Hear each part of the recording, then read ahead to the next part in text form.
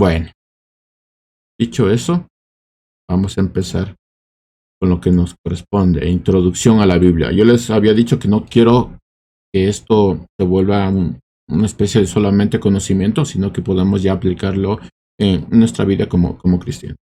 Sí, pregunta para ustedes.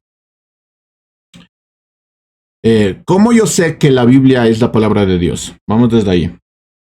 A ver, ayúdame contestando. ¿Cómo yo sé que la Biblia, lo que nosotros tenemos, este librito, cómo yo sé que es la palabra de Dios?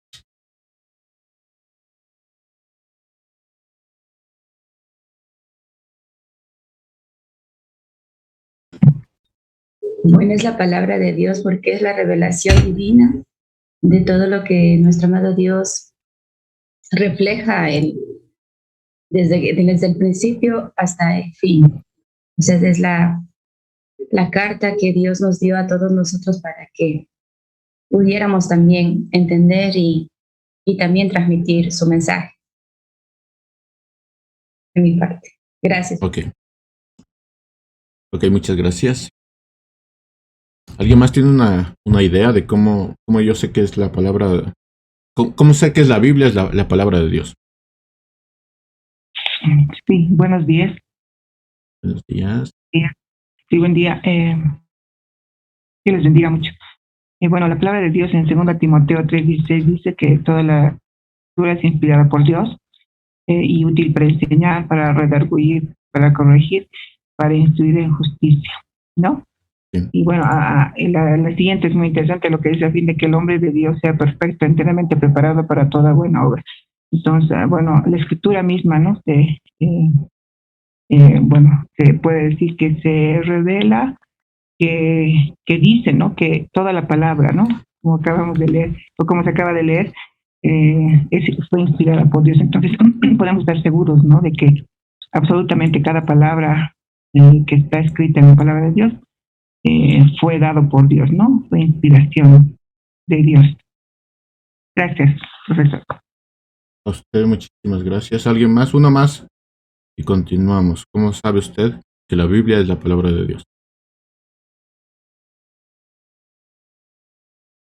Lo que han dicho las hermanas es muy, muy cierto y después lo vamos a entender con más profundidad. Dice porque la misma historia, dice en el chat, confirma eventos. Sí, es verdad. ¿Sí? Yo diría una pequeña sugerencia en ese tema. Cuando uno tiene esta pregunta de cómo yo sé que la Biblia es la palabra de Dios, sí, las evidencias nos dicen eso, pero el problema no suele estar en la Biblia, en este librito. El problema no suele estar aquí, el problema suele estar en la persona que interpreta, en la persona que enseña la Biblia.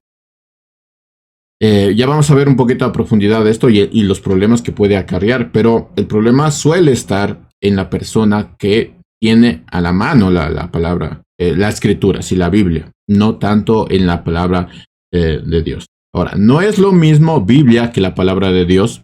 Cuando nosotros hablamos de Biblia, podemos hablar de esto. Cuando hablamos de palabra de Dios, es otra cosa, ¿sí? Que la palabra de Dios esté en la Biblia es otro asunto, pero no es lo mismo Biblia que la palabra de Dios. Entonces yo como sé que esto es palabra de Dios, bueno, ya vamos a ver algunas cosas a profundidad, ¿sí? ¿Por qué empezamos con esto? Porque a lo largo de la historia cristiana han salido personas que no creen en la veracidad de los textos bíblicos. A propósito, siempre va a haber este tipo de personas. Siempre. No importa la época, siempre aparecerán personas que dirán que la palabra de Dios, que la Biblia, que los textos bíblicos es una mentira. Y solo para entender un poco por qué los cristianos deberían estar seguros que la palabra de Dios, que la Biblia es la palabra de Dios, que viene de Dios. Bueno, aquí hay algunos ejemplos. Por ejemplo, en las guerras de Galías, eso es un documento histórico, manuscrito de Julio César, del 50 al 58 o 50 antes de Cristo. hay este documento. Entonces su copia más cercana al original fue hecha después de 1000 años después del original. Es decir, se escribió el original y su copia, la copia que nosotros tenemos, el mundo tiene, es la copia que fue hecha después de 1000 años. Si no hay el original, solo hay la copia, y la copia más cercana tiene 1000 años después del original. Y solo se tiene 10 copias de este manuscrito. Sin embargo, la humanidad dice, es cierto, ¿sí? Lo que está escrito aquí, el manuscrito de Julio César, es cierto. Esto es historia, entonces no podemos negar la historia. Solo tenemos 10 copias y la copia más cercana es a 1000 años después del original, pero es cierto, ¿sí? Otra es la Guerra de los Judíos, manuscrito de Pablo Josefo. Es un buen libro para estudiar. Es del siglo I. Su copia más cercana al original fue hecha 1000 años después del original otra vez, y solo se tienen 9 copias. Sin embargo, los estudiadores, los escritores lo toman como algo veraz. Sí, la copia más cercana solo es a 1000 años del original. Otros manuscritos, como los de Aristóteles o otros famosos pensadores, los que nos dan en el colegio o universidad, cuyas copias más cercanas al original datan de miles de años después del original. Es decir, no tenemos los originales de estas copias, pero el mundo dice son veraz. O sea, lo que están aquí escritas, no podemos negar que son historia, y lo vamos a tomar como una historia, ¿sí? Sin embargo, a pesar de la distancia entre el original, estas copias no son debatidas y son puestas como fieles. Hasta son citadas como verdad. Incluso el tema de Fabio Josefo, que algunos lo van a conocer porque es un historiador judío, son citadas, ¿no? Son citadas como verdad. Ahora, ¿qué hay de las copias del Nuevo Testamento, no? ¿Qué pasa con el Nuevo Testamento? Pues, sin contar las traducciones a otros idiomas, el Nuevo Testamento completo tiene 5801 copias. Los otros documentos que vimos tenían 10 copias, 9 copias. El Nuevo Testamento completo tiene 5801 copias. Sumando las traducciones o más traducciones que sumarían más de 25,000 copias. O sea, solo el Nuevo Testamento nosotros tenemos 25,000 copias. Si tenemos en cuenta que los últimos escritos fueron de Juan, y esto fue dado a las 7 iglesias, que es la introducción al Apocalipsis, la carta de las 7 iglesias. Estas cartas fueron dadas un siglo después. O sea, la copia más cercana que nosotros tenemos de las cartas de Juan a las 7 iglesias es de un siglo después. Ahora, recordemos un poquito los otros documentos que eran 1000 años después, ¿sí? Es la copia más cercana que tenemos. Pero las copias de los manuscritos de Juan, de las cartas de Juan a las iglesias, son un siglo después. Esto quiere decir que las copias que tenemos de estos textos fueron hechos pocos años después del original. Entonces, más o menos calculando, esto no es así algo científico, pero digamos que Jesucristo murió en el año 33, ¿sí? En el año 33. Las copias más cercanas que nosotros tenemos de la escritura son en el primer siglo. Eso significa 70 años después. O sea, son 70 años después de lo sucedido con Jesús. Y digamos que son, no sé, unos 25 años después de lo sucedido con los apóstoles. Son poquísimos años en comparación a otros textos. Así que, teniendo estos datos, el cristiano debe estar convencido de que especialmente el Nuevo Testamento es fiel al original y que no existe ningún otro libro de la antigüedad que se compare al Nuevo Testamento en fidelidad. Nosotros podemos decir, no sé, como que algo no me cuadra, o alguien puede decir, no estoy seguro que esto sea real. La verdad es que la evidencia nos dice que no hay libro más fiel que la palabra de Dios, por la evidencia. Si comparamos las copias con otros libros o otros documentos que son tomados como veracidad, algunos tienen 10, 9 copias y son 1000 años después del original. Nosotros tenemos, 25 años después de lo sucedido con los apóstoles. y tenemos más de 25,000 copias, así que no hay por dónde decir que la palabra, que la Biblia no es la palabra de Dios, que no es inspirada por Dios desde el aspecto humano. No hay cómo decirlo. La evidencia nos da total afirmación en cuanto a eso. Entonces, ahora Archibald Thomas Robertson, un erudito de la palabra, dijo: la inmensa gama de manuscritos bíblicos ha permitido que hoy tengamos una reconstrucción del texto original de un 99% de precisión, ¿sí? Ahora, ¿qué hay de ese 0.1%? Bueno, ese mínimo porcentaje son las variantes de los textos, que es importante. Recuerden, el tema, el propósito de este curso es que nosotros podamos aplicar esto ya en nuestra vida diaria. Sí, son variantes de textos, las cuales no afectan en nada a lo que dice el texto, ni tampoco ponen en duda la doctrina del Nuevo Testamento. Es 0.1%, y ese 0.1% son variantes de texto, nada más. Pero nosotros tenemos en la Biblia un 99.9% de precisión. No hay otro libro histórico con tal precisión. Evidencia, o sea, la palabra evidencia es la palabra que nosotros deberíamos tener cuando hablamos de la Biblia como tal. Sí, y eso habla de veracidad. ¿Alguna pregunta hasta aquí? ¿Comentario? Si no, continúo.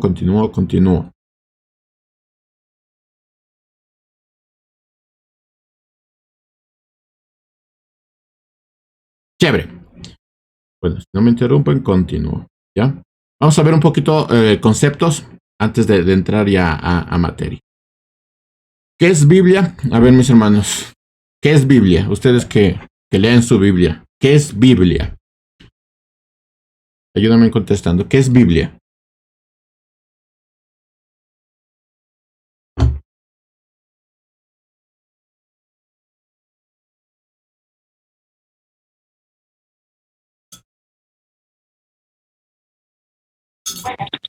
Perdón, un conjunto de libros, ¿no? De 66 libros. Exacto. ¿Saben qué? Algo que no sé si me traumó, pero sí me dejó mucho que pensar cuando estuve estudiando en el seminario, es que una de las materias de Biblia, un profesor hizo esto: cogió su Biblia y le echó al suelo.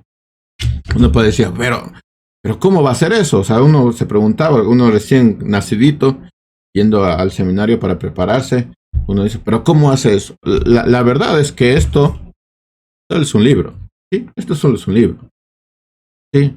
Es distinto la Biblia que la palabra de Dios, y uno tiene que entender eso. ¿Sí? ¿Qué es Biblia? La Biblia procede del griego, que significa libros, ¿sí? Eso es Biblia. Libros. Va a tener sentido después, verán. Entonces, eso es Biblia, ¿sí? Son libros, un compendio de libros. Ahora, hay Biblia para arquitectos, hay Biblia para doctores, hay Biblia. O sea, es un compendio de libros puestos en un solo libro. O sea, es un libro de libros, ¿sí? Pero no solo es cuando hablamos de Biblia, no solo podemos hablar de Biblia como en el tema cristiano, en el tema religioso, sino también hay otro tipo de Biblias. Hay Biblias para arquitectos, para médicos, para ingenieros, lo que sea, que es un montón de libros puestos en un solo tema. Eso es una Biblia, y es lo que nosotros tenemos. Otro concepto es la escritura. ¿Qué es escritura? Escritura o sagradas escrituras son términos que los escritores del Nuevo Testamento empleaban para referirse al Antiguo Testamento. Entonces, cuando nosotros hablamos de las sagradas escrituras, estamos hablando del Antiguo Testamento, no del Nuevo Testamento y no de toda la Biblia. Normalmente nosotros decimos la escritura, ¿no es cierto? O las sagradas escrituras como el total de la Biblia, pero en realidad, cuando hablamos del término sagradas escrituras, solo estamos hablando del Antiguo Testamento. Y esta palabra de escritura o sagradas escrituras lo encontramos en el Nuevo Testamento. Pablo habla de las sagradas escrituras en 2 de Timoteo 3:15, Mateo 21:42, Lucas 24:32. Ahí se habla de las escrituras o sagradas escrituras. Entonces, sí es verdad que en el tema cristiano nosotros decimos las escrituras como el total de la Biblia, pero realmente las escrituras como tal es solamente el Antiguo Testamento. Sí, eso es escrituras. Entonces, si usted vuelve a decir escrituras como hablando de lo general de la Biblia, entonces prácticamente cometería un error. Que para los cristianos pasa desapercibido, pero usted como ya sabe, ya puede tener un conocimiento acerca de esto. Cuando hablamos de escrituras o sagradas escrituras, solamente nos estamos refiriendo al Antiguo Testamento y no al total de la Biblia. ¿Sí?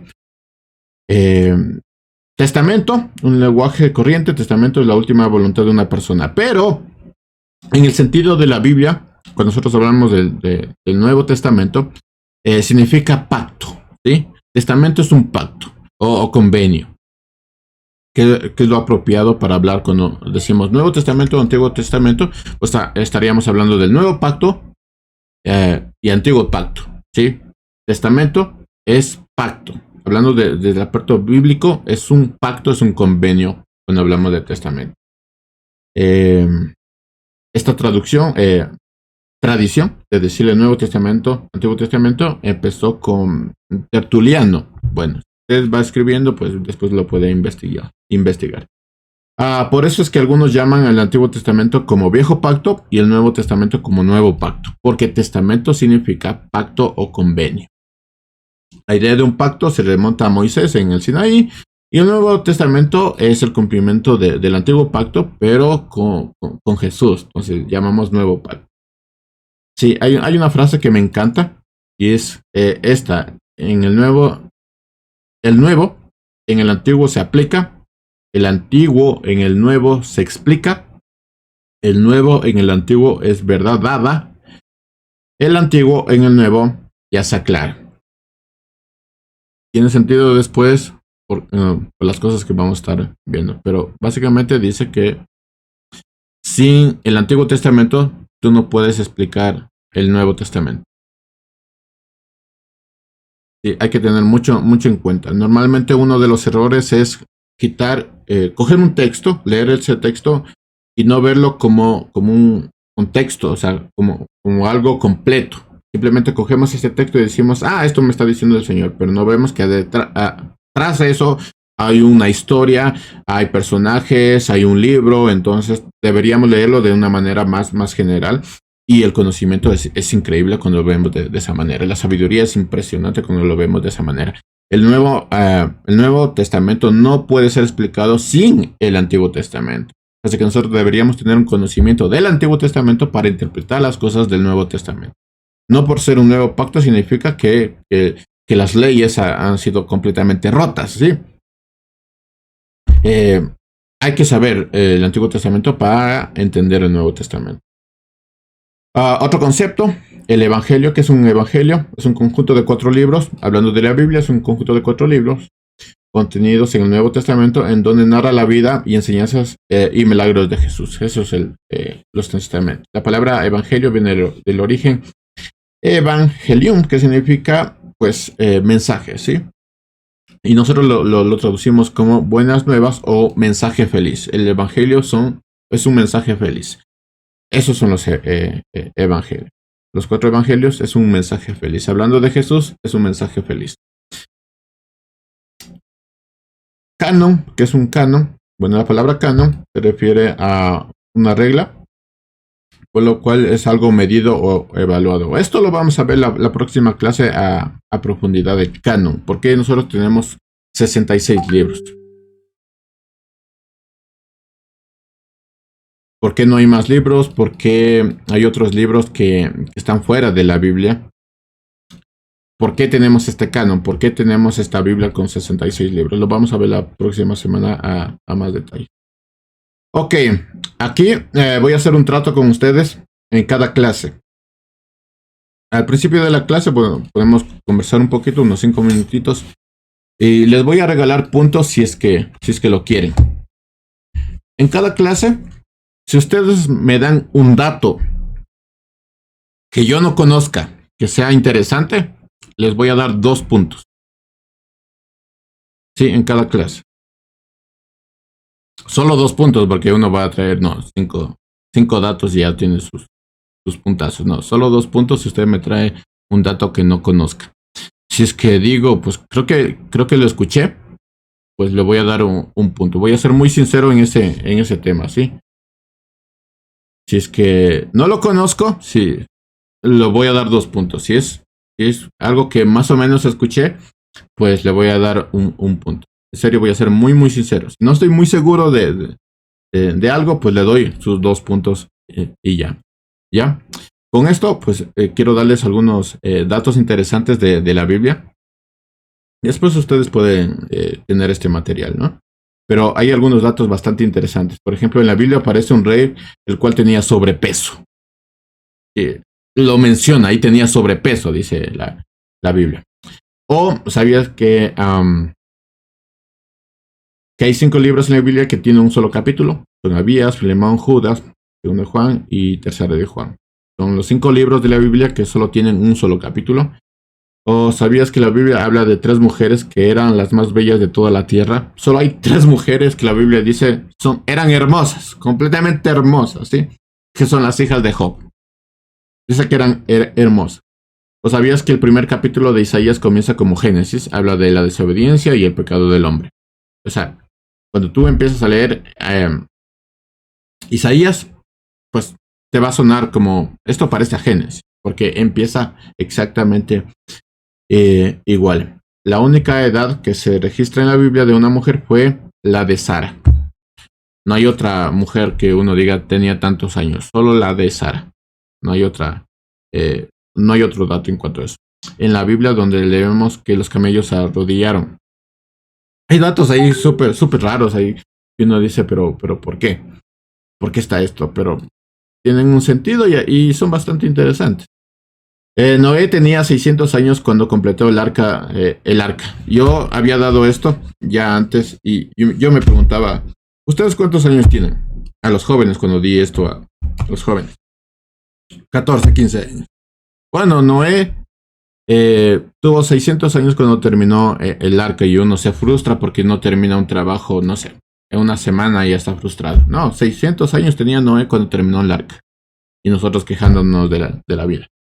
En la Biblia hay aproximadamente 2300 palabras que solo se mencionan una sola vez, tales como África, barrio, ébano, aplauso, camaleón, centésima, cálculo, entre otras palabras, ¿sí?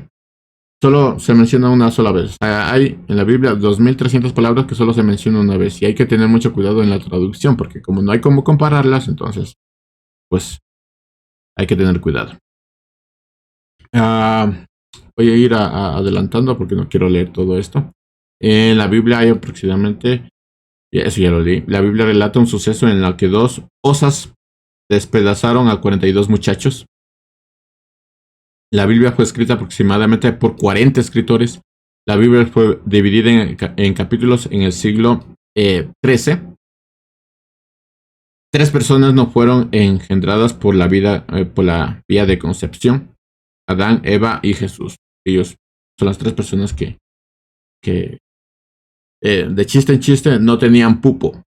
Bueno, Jesús sí. Pero es algo interesante. Moisés permanece 40 días en el monte Sinaí, 40 días en... Esto es bastante interesante porque uno dice, ¿qué tiene el número 40? Bueno, Moisés permanece 40 días en el monte de Sinaí. Aquí ya van a tener una idea de qué significa los 40 días, ¿sí? 40 días el filisteo Goliat provocó al pueblo de Israel. 40 días estuvo Jesús en el desierto antes de ser tentado por Satanás. 40 días se le apareció Jesús después de resucitar. 40 días pasan para que el embrión se transforme en feto y 40 semanas para que nazca. O sea, 9 meses. Tiene un sentido los 40 días. Tiene un sentido de vida, un sentido en Dios lo de los 40 días. Uno lee el texto y dice, 40 días. Pero tiene un sentido. O sea, 40 días pasa para que el embrión se transforme en un feto y 40 semanas para que nazca.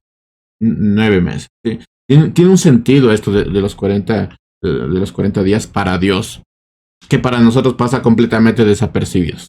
Pero es sumamente interesante, sumamente interesante. Entonces, cuando uno lee esto de los 40 días, pues ya va a tener una idea de lo que realmente significa y por qué tenían que ser 40 días. ¿Por qué no tenían que ser 41? ¿Por qué no tenía que ser 30 ni 35? ¿Por qué tenían que ser 40 días? Bueno, ya tienen una idea de por qué son 40 días en el sentido de Dios. El versículo que se encuentra en el centro de la Biblia es Salmos 118:8. ¿Sí? Si pudiéramos dividir la Biblia, es el versículo central. El libro más antiguo de la Biblia no es Génesis, sino es Job. ¿Sí? Normalmente uno piensa que es Génesis, pero no. El libro más antiguo de la Biblia es Job. De hecho, no se sabe quién era Job. Se tiene una idea. De hecho, uno de los hijos de Israel, Israel fue, creo que sí, se llamaba Job. Entonces, uno de los descendientes de Israel se llamaba Job. Entonces, más o menos se va por ahí, pero el nombre también es distinto. Entonces, hay un problema. ¿Quién era Job? ¿Por qué está en la Biblia? ¿Por qué apareció ese documento? Pero el libro más antiguo de la Biblia no es Génesis, sino Job. Si alguien le hace esa pregunta de cuál es el libro más antiguo, usted va a decir Job, no va a decir Génesis. Porque no es verdad, sí. Eso como datos interesantes de la Biblia. Ok, ¿qué es la Biblia? Ya entrando en materia, ¿qué es la Biblia? Desde un aspecto espiritual, ¿qué sería para usted la Biblia? A ver, ayúdame contestando. Desde un aspecto espiritual, solamente espiritual. ¿Qué es la Biblia?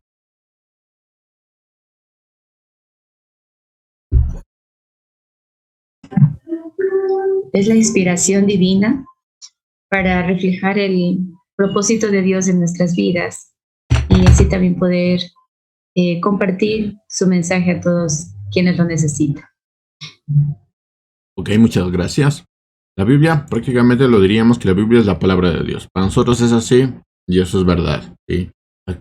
Aquellos que todavía tienen dudas, bueno, para el cristiano la Biblia es la misma palabra de Dios, la inspiración de Dios. Conjunto de libros sagrados. ¿Sí? Desde el aspecto espiritual, esto de aspecto espiritual, aspecto humano, es muy, muy importante. ¿Sí? Desde el aspecto espiritual, la Biblia es la palabra de Dios, escrita por verdaderos autores humanos inspirados y que la Biblia nos transmite de manera autorizada y sin interrupción. O sea, es Dios hablando al pueblo por medio de este librito, ¿no? Por medio de este librito. No hay otro, no hay otra revelación. Esto es la misma palabra de Dios. Si nosotros no estamos seguros de eso, entonces cualquier inspiración de cualquier otra persona nos va a sonar, pero viene de Dios. No. Si no estamos seguros de que esto es la palabra de Dios, entonces cualquier otra persona nos puede llegar a confundir. No es que me revelaron, no es que Dios me dijo, pero si no está en la Biblia, entonces no es palabra de Dios. No hay más, revelación que esto. Entonces cualquier cosa que alguien venga y diga, pues Dios me reveló, tiene que ser comparable a esto. No hay otra revelación que la Biblia para nosotros. Hay que tener mucho en cuenta esto, porque si no, pues cualquier otra persona puede venir con sus ideas. Desde el aspecto espiritual, nuestra Biblia, ese librito conformado por otros libros, es palabra de Dios. Nada más. Lo demás tiene que sujetarse a esa palabra que viene de Dios. Parece un concepto así sumamente sencillo, pero es sumamente importante cuando uno ya medita en eso. Ahora, desde el aspecto humano, desde el punto de vista humano, ¿qué es la Biblia? Ahí sí podemos hablar que la Biblia es escrita por hombres que pertenecieron al pueblo de Israel y a la comunidad cristiana primitiva. Es una serie de libros dentro de un libro, ¿sí? Cuyos libros forman lo que llamamos Antiguo y Nuevo Testamento. ¿Sí? Desde el punto de vista humano, la Biblia es escrita por hombres que pertenecieron a Israel y a la comunidad cristiana. Desde el punto de vista humano. Entonces tendríamos básicamente 3 puntos acerca de la Biblia.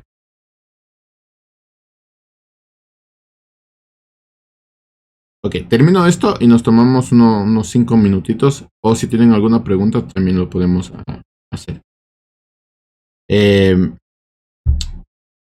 desde el punto de vista humano, la Biblia, ¿qué es la Biblia? Bueno, la Biblia es la palabra sagrada inspirada por el Espíritu de Dios y recogida por uno en algunos libros. Segundo, también la palabra humana escrita por hombres que pertenecieron al pueblo de Israel y a la comunidad cristiana primitiva. Y tercero, la palabra de la iglesia recogida es la palabra de la iglesia recogida en una lista de libros que llamamos canon de las escrituras, que tienen que ver con Dios manifestando su voluntad. Básicamente eso sería la Biblia. ¿Qué es la Biblia? Si pudiéramos resumirlo en pocas palabras, ¿qué es la Biblia? La Biblia sería una serie de historias, mensajes, narraciones que nos llevan a Jesús. O sea, básicamente, si pudiéramos resumir la Biblia es Jesús. O sea, el tema de la Biblia es Jesús. El Antiguo Testamento habla de Jesús, el Nuevo Testamento habla de Jesús, todo es Jesús. Podemos resumirle todo. O sea, ¿de qué trata la Biblia? ¿Cuál es el mensaje de la Biblia? O sea, ¿qué tiene la Biblia? Bueno, la Biblia tiene básicamente un solo tema, y eso es Jesús. Entonces, con esta idea nosotros podemos interpretar correctamente la Biblia, porque si cogemos un texto y le sacamos del contexto, entonces no estaríamos interpretando muy bien. Solo para darles un ejemplo, cuando nosotros tenemos en la Biblia el mensaje de Jesús en cuanto a cómo se tiene que orar, y uno hace, él dice, haz esto, haz esto, haz esto, haz esto. Entonces uno va haciendo como ciertos puntos para poder orar y decimos, esta es la oración que nos enseñó Jesús, esta es la verdadera oración que nosotros deberíamos tener. Pero si nosotros sacamos a Jesús de esas palabras, entonces estamos cometiendo un error. ¿A qué me refiero a esto? Que para orar como Jesús, tú tienes que vivir como Jesús.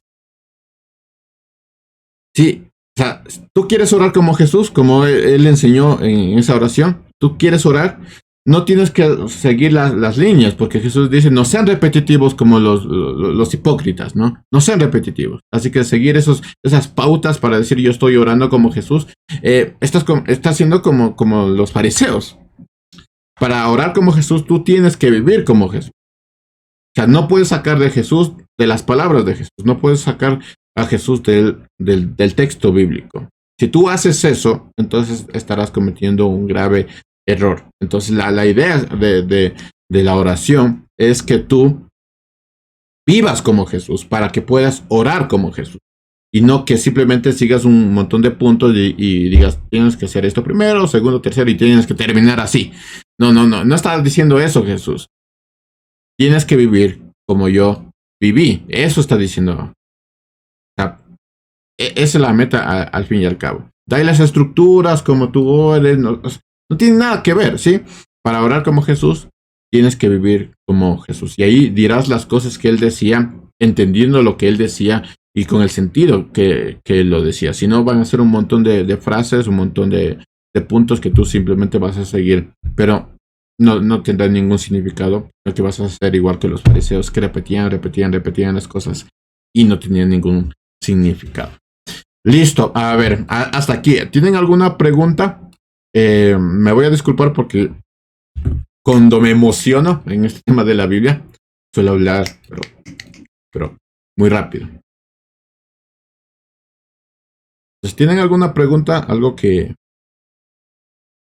no me supe explicar bien.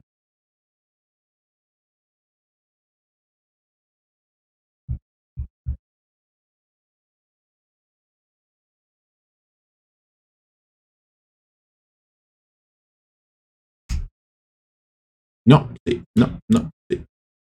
No. Estamos bien, estamos vivos.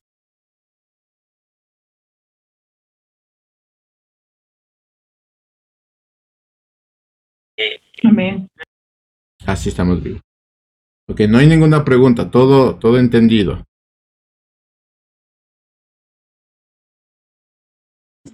Sí, pastor. Todo claro, profesor. Ok. Gracias.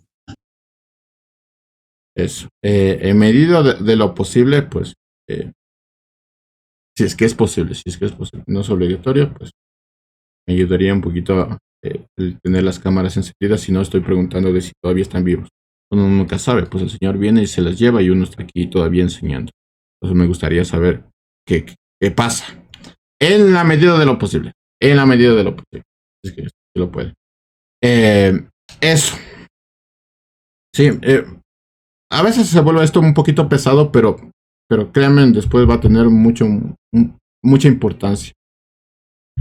Entonces, si no hay preguntas, creo que nos va a faltar el tiempo.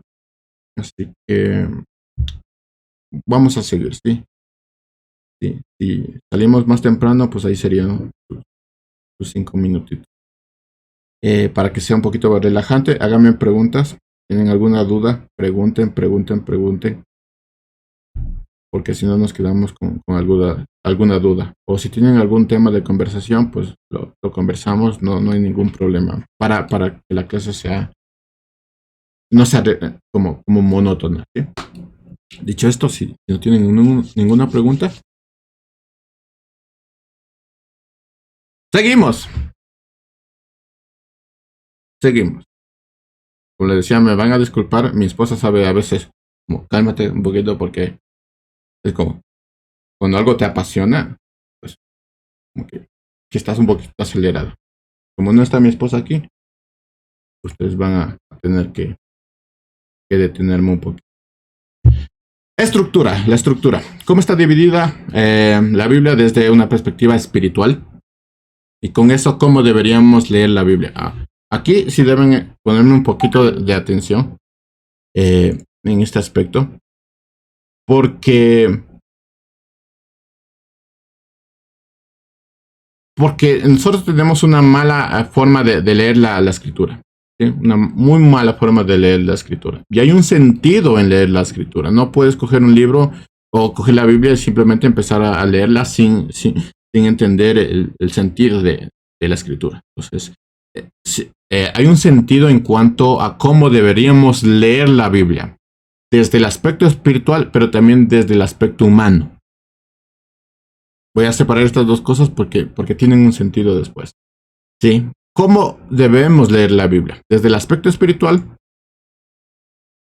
hay por lo menos 15 pasos o 5 escalones que la Biblia nos muestra. Empieza con la creación del mundo y la caída, las promesas de pacto de Dios, pacto con Abraham y el nacimiento del pueblo de Dios, que es a raíz de la caída, ¿no es cierto? Luego viene el rescate del pueblo de Dios, que nosotros llamamos el Éxodo. Y es muy bonito esto porque es como Dios, o sea, en esto del Éxodo ves como Dios cuida al pueblo de su pueblo, así. Es como lo mantiene ahí. Se metían en problemas ellos, cometían un montón de errores, metían la pata una tras vez, pero ves como Dios cuida al pueblo, a ese pueblo. Y tiene que ver con la creación del mundo, la caída, las promesas del pacto de Dios. Ese cuidado de Dios hacia su pueblo. Cuarto es el pacto en el monte del Sinaí, que nosotros lo llamamos como las tabletitas, esa que bajó Moisés. Quinto, Dios habla al pueblo en el desierto. Miren, todos estos 15 escalones son como se debería leer la Biblia. Así se debería leer la Biblia. Sexto, la tierra prometida. Israel se convierte en una nación y quebranta el pacto. ¿Cuál pacto? El pacto del monte de Sinaí. Séptimo, unge y caída del reino de Israel, exilio de su tierra. Después de esto hay una pausa. Cuando usted lee la escritura va a notar una pausa. Esta pausa son las profecías y profetas y la sabiduría de Dios. Salmos, Eclesiastés, son una pausa. ¿Sí? Algo nos quiere decir eso. Es una pausa. Creo que iba... no, me pueden interrumpir nomás.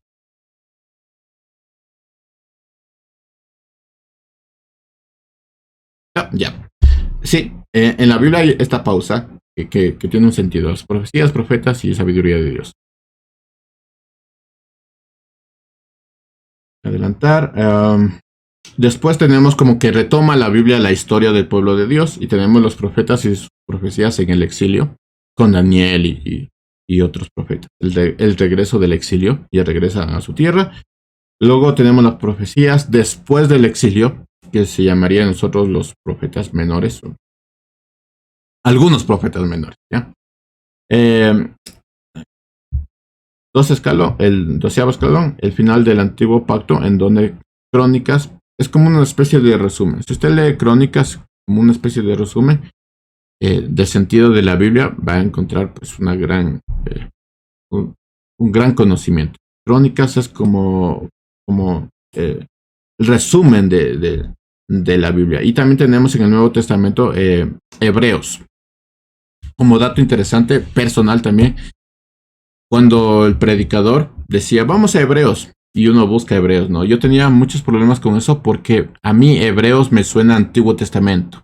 Y si usted va a Hebreos, le va a sonar a Antiguo Testamento. Porque es el Antiguo Testamento, ¿me explico? Entonces, a mí, en lo personal, cuando veo a Hebreos, simplemente lo relaciono al Antiguo Testamento porque eso es la característica de Hebreos. 13, Jesús y su reino, aparece ya Jesús y su reino. 14, el pueblo de Dios, su ciudadanía. Pablo lo llama los ciudadanos del pueblo de Dios, ¿sí?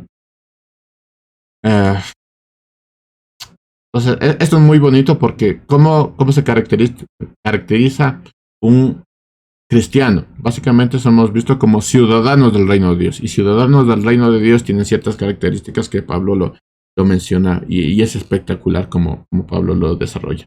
Y quinto, la narración poética del regreso de Jesús y la restauración de toda la creación. ¿Cómo empieza la Biblia? Con la caída, con la destrucción completamente de la idea de Dios. ¿Y cómo termina la escritura? Con la restauración de la creación. Sí, así termina la escritura. Básicamente la escritura sería como... o sea, nosotros tenemos el final. Nosotros ya hemos leído el final. Es como leerse un libro sabiendo el final. Así es la Biblia, ¿sí? La Biblia es un libro donde nosotros ya sabemos cuál es el final. ¿Cuál es el final? La restauración de la creación. Ese es el final para esta historia de la humanidad.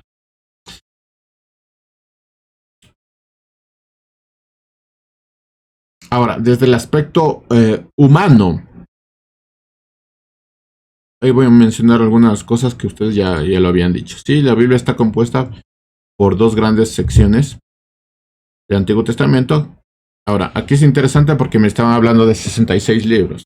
Bueno, los católicos tienen 46 libros en el Antiguo Testamento y 27 en el Nuevo Testamento. Entonces no sería 66, sería 73, que las cuentas me dan para los católicos. Para nosotros los cristianos serían 66, 36 libros de la Biblia protestante según el canon judío del Tanaj. O sea, no es algo que dijeron, pues no me gustan estos libros, entonces les vamos a quitar. No. Es un canon y es un canon judío. Lo que nosotros tenemos en la Biblia es un canon judío, no es un canon católico. Y es el canon judío del Tanaj, ¿sí? No es que alguien... no es que Martín Lutero vino y dijo, no me gustan estos libros y vamos a quitar. O antes de él vino alguien y dijo, no me gustan estos libros, vamos a quitarles. No. Esto es un canon judío del Tanaj. Y eso es muy bonito porque pues la Biblia fue dada primeramente pues, a los judíos. Y eso es muy, muy, muy bonito. Entonces no es algo que nosotros nos hemos inventado. No es un capricho del cristiano, sino que es un canon judío. Sí, y en el Nuevo Testamento 27 libros, tanto para los católicos como protestantes. En total tenemos 66 libros solo cuando hablamos del canon protestante, no en otros canon como los católicos. ¿Sí? Podríamos desechar completamente lo que ellos dicen, pero al leerlo desde la perspectiva humana tenemos que mencionarlo desde esa perspectiva. No debería haber ningún problema. Ahora, no se nos debe olvidar que la Biblia no solo es un libro, sino que son 66 libros. A ver, una pregunta. Dice, algunos libros no están en el conjunto de libros sagrados. Por ejemplo, el libro de Enoch. ¿Por qué? Ok. Lo vamos a ver en más detalle la próxima semana cuando estemos hablando ya del canon como tal. Pero es interesante porque nosotros tenemos el canon judío del Tanaj. habla de una sola línea teológica, de un solo pensamiento. Entonces, los libros que no tenemos como libro de Enoch no van en esa línea teológica de un solo pensamiento. Tenemos otros libros como los Macabeos, por ejemplo, que yo me los he leído y no tengo ningún problema con eso, pero son libros históricos, ¿me explico? O sea, son libros históricos que te ayudan a entender cuál es el pensamiento de los judíos. De hecho, por ejemplo, la Pascua, eh, ¿cómo se llama la fiesta de las luces? Pero para los hebreos. Bueno, si alguien lo encuentra, pero sí, se traduce como fiestas de las luces, que nosotros lo tomamos como Navidad, pero para ellos era fiesta de las luces. Entonces, ¿cómo es que ellos celebraban eso? Pues leyendo Macabeos. ¿Sí? La única manera de entender, pero es un libro histórico. No como otros libros que no están en nuestro canon, pues no están en esa línea teológica, en esa, sí, en esa línea teológica. Por eso no están en nuestro canon. Sí, hablando así generalmente, por eso no están en ese canon. Podemos decir que son palabra inspirada por Dios. Miren, mis hermanos, no sé, o sea, ustedes pueden tener su pensamiento, yo puedo tener mi pensamiento, puede ser el mismo, no lo sé. La realidad es que para mí esto es suficiente. La Biblia es suficiente. Y nada más, o sea, ese es mi pensamiento. De ahí podría haber algunas posiciones, pero para mí es suficiente. Pero por eso, sí, hablando del canon como tal, ¿por qué no están esos libros? Porque no corresponden a una sola línea teológica y por eso no se pusieron en ese libro. Por eso hay una diferencia entre los católicos y los cristianos. Por esa línea teológica. Al final, todos terminamos en esto de las posiciones teológicas o de líneas teológicas. Incluso entre cristianos mismos, pues hay esas diferencias. Ok. Voy a ir avanzando. Desde el aspecto humano, ¿cómo se debe leer la Biblia? Bueno, es muy fácil esto. Es preexilio, exilio, posexilio, Nuevo Testamento. Son 4 secciones en las que nosotros deberíamos leer desde el aspecto humano. Desde el aspecto eh, espiritual tenemos 5 escalones o 5 secciones, pero desde el aspecto humano es un poquito más sencillo porque es preexilio, que es lo que pasó antes del exilio de Babilonia. Exilio, posexilio y Nuevo Testamento. Y ahí están los libros que corresponden a eso. Es un poquito más fácil esto, verlo desde el aspecto humano. Y ahí ves el reino del norte, el reino del sur. Eso pasó antes del exilio de Babilonia. Ahora, esto es muy interesante, ya como comentario. Esto es muy interesante porque en el Apocalipsis se habla de Babilonia. O sea, esa agujita que tuvo los judíos, tuvo el pueblo de Dios de Babilonia, fue tal que después, siglos después, todavía estaban pensando en Babilonia. Por eso Juan lo menciona, Babilonia. Y ellos estaban pensando desde el aspecto histórico, no tanto desde el aspecto poético, sino del aspecto histórico. Cuando Juan en Apocalipsis habla de Babilonia, habla desde el aspecto histórico, como Babilonia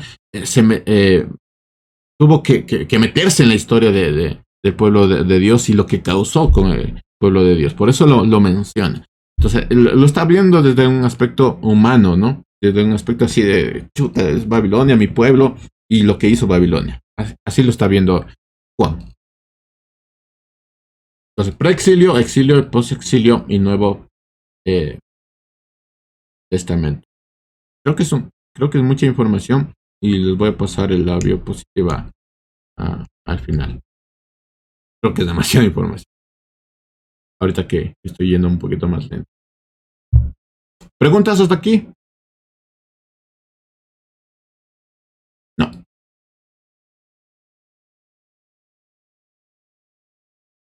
¿Algún comentario?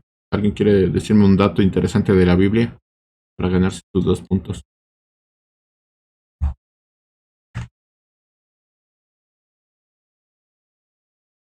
Bueno, digamos Ya la estructura como tal, tenemos el Antiguo Testamento como el Pentateuco, libros históricos, poéticos, profetas mayores, profetas menores. Esa es la división del Antiguo Testamento. Como dato interesante, para que si lo quieren anotar, como dato interesante, nosotros los protestantes, los cristianos, protestantes más que todo, tenemos la división del Antiguo Testamento en 5. Sí, en 5 secciones. Sería la ley de Moisés o el Pentateuco. Históricos, poéticos, profetas mayores, profetas menores. El tema de poéticos, ustedes ya saben, es como una pausa en la historia del pueblo de Dios, como que se está contando una historia y ya está llegando el clímax o está en medio del clímax y Dios pone una pausa para dar los libros poéticos. Bueno, ya lo vimos antes. Entonces, Pentateuco, histórico, poético, profetas mayores, profetas menores. Son 5 divisiones que nosotros tenemos como protestantes. Pero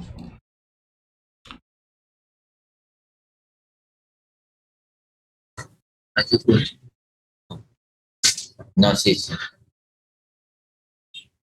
chévere. Pero hay una división hebrea. Los hebreos simplemente el Antiguo Testamento lo dividen en 3 partes. ¿Quieren averiguarlo? Y les dejo el dato en qué partes lo dividen. Eso los hebreos. Hay una división griega que divide en 4 partes. Y la división católica lo divide en 3 partes. No es igual. Por eso la Biblia, aunque podamos decir, no, son las mismas cosas. No es igual en libros, no es igual tampoco en la división. Entonces, le repito, en la división hebrea hay 3 partes, en la división griega hay 4 partes, en la división católica hay 3 partes. Nosotros como protestantes tenemos el Antiguo Testamento en 5 partes. Así que les estoy dando la división protestante y no las otras divisiones, pero como dato para ustedes. Y en el Nuevo Testamento su orden es los evangelios, libros históricos, que simplemente tenemos un libro histórico, que es Hechos, las cartas de Pablo. Me gusta más decir cartas de Pablo, ¿sí? En vez de decir, después terminan diciendo, pues, las cartas pastorales. No, prefiero decir las cartas de Pablo porque son cartas de Pablo. Yo creo que todas las cartas, todas las epístolas, todo lo que está en la palabra son pastorales. Así que no sé por qué salió. De manera personal, ¿sí? De manera personal. Entonces tenemos evangelios, libros históricos, que solo tenemos Hechos, las cartas de Pablo, las epístolas o cartas en general. Y tenemos el libro profético, que el único que tenemos es Apocalipsis.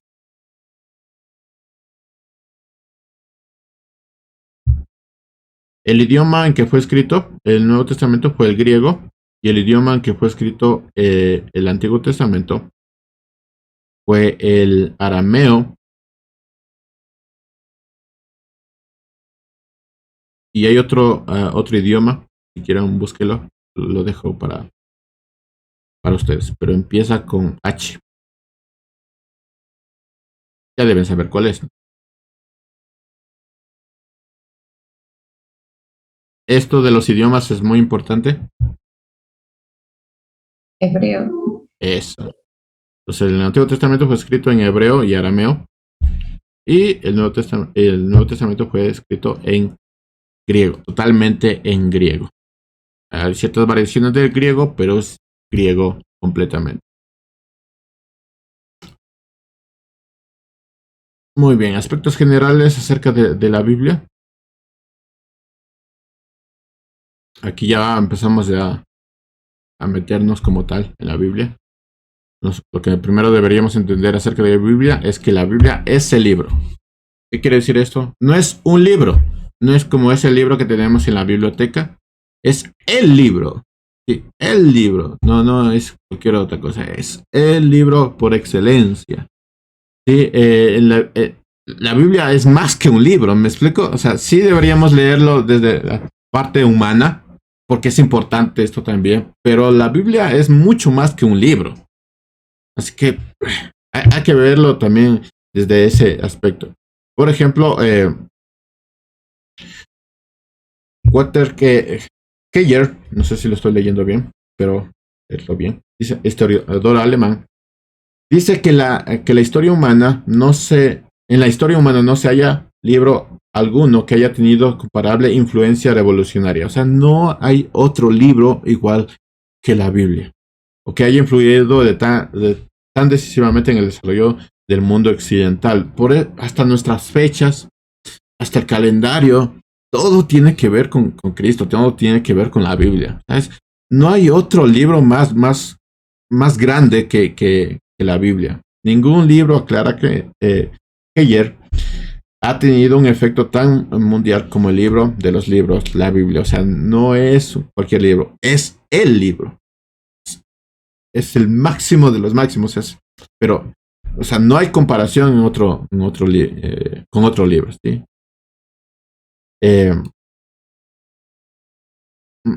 Nosotros tenemos la Biblia como el mensaje de Dios y eso ya nos debe hacer ver que es el libro, no es cualquier libro. En la antigüedad y en la Edad Media fue incesantemente copiada. Cuando apareció la imprenta en el siglo XV, fue el primer libro que se imprimió. O sea, desde entonces hasta hoy, pues ha sido como la envidia de todo escritor, porque imagínense tener un libro que digas va a cambiar el mundo. Imagínense, o sea, eso despierta la envidia del mundo porque no hay libro como tal. Y cada año se venden más de 25 millones de Biblias alrededor del mundo.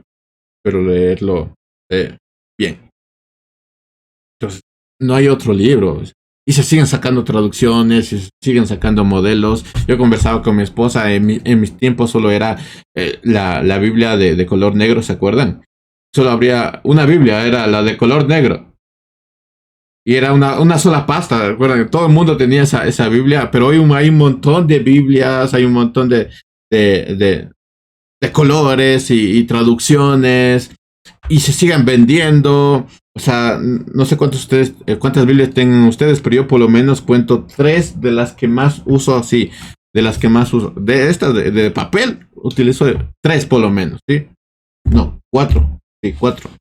Entonces, son diferentes versiones, pero es la Biblia y sigues comprando porque es que es maravilloso. Sí, es maravilloso esto, se vuelve un vicio, ¿no? Comprar la Biblia y cuando te encuentras con un montón de Biblias de diferentes colores, es que es maravilloso. A nosotros con mi esposa nos tiene que frenar cuando vamos a una librería cristiana porque ya apareció una Biblia nueva, ya queremos comprar esa Biblia porque es nueva. Es que es el libro, sí, es maravilloso esto y tener varias versiones, tener varios modelos, es que es increíble y se siguen vendiendo.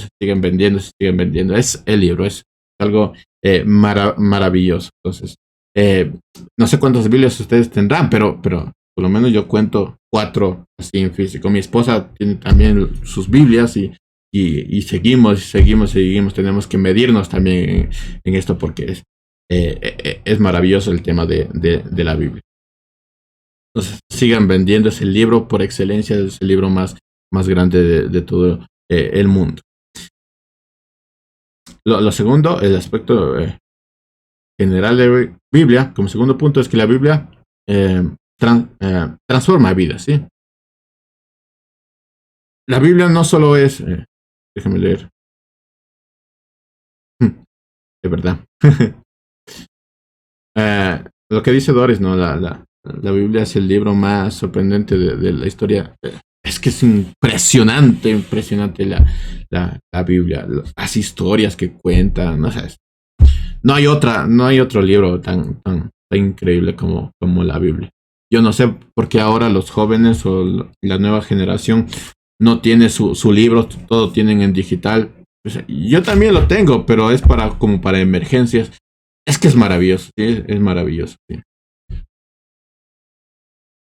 Seguimos, si no, me emociono y les muestro todas las Biblias. La Biblia y la transformación de vidas. Sí, la Biblia como libro no solo es un libro como tal, es un libro de cuentos. No. La Biblia tiene la capacidad de transformar las vidas de los que le leen. El doctor Edward Blake contó una vez que un soldado de la Segunda Guerra Mundial, al recibir el Nuevo Testamento cuando se embarcaba para ultramar, o sea, en la Segunda Guerra Mundial se les daba el Nuevo Testamento a los soldados, ¿no?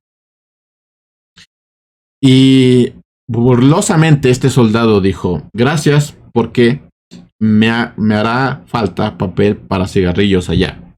Eso es lo que dijo este soldado cuando le entregaron la Biblia. Pero una semana después, impresionado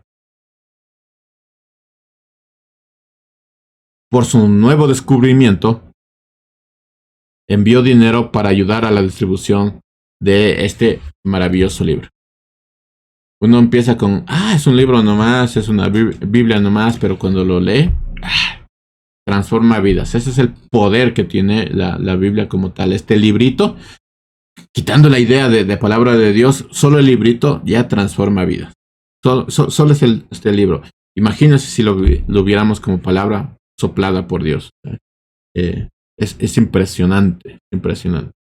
Entonces la Biblia es el libro de los libros. Segundo, la Biblia transforma vidas, no es un libro simplemente de historias. No sé si ustedes han notado, pero a nosotros nos pasó, esto le comento de manera personal, nos pasó que al estar en el ministerio de la palabra, con mi esposa también, hay un punto en que te cansas, ¿no? Es que es trabajo al final y al cabo, sí.